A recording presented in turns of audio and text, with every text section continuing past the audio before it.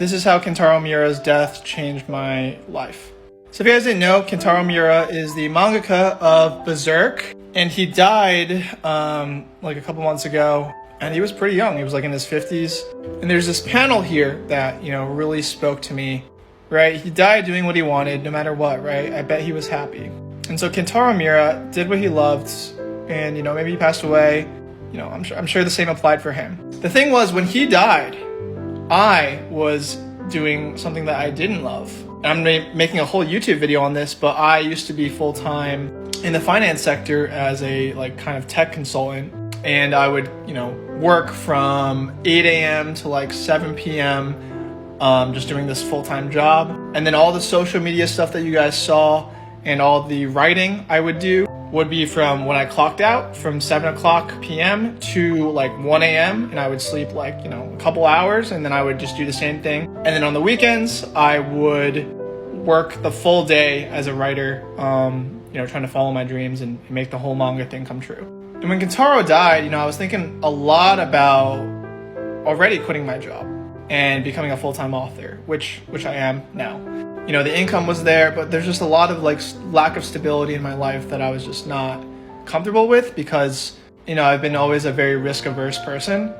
And when he passed away, you know, he probably went out with, you know, very little regrets with regards to like what he was doing for a living.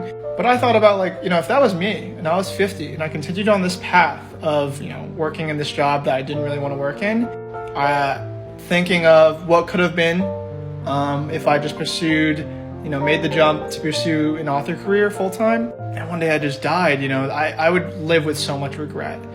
And this panel would not have applied to me, you know. I would not have been happy if I went out that way. And so I was gonna put in my like 2-week resignation, 2 weeks, like I was gonna wait 2 weeks to do that 2 weeks. But the day I heard that Kentaro Miura died, the next day I put in my 2 weeks. I just was like, I'm doing this now. I'm quitting now. I'm making the leap. I am going to become a full-time author, full-time manga author, manga, webtoon, and novel author, and follow my dreams. And 100%, I know there's a lot of people out there who might be following me, might be worried about following their dreams. You know, there's a lot of things you gotta think about, like, you know, financials, like how much stability you have if you just make the jump. Don't jump without a plan, all that type of stuff.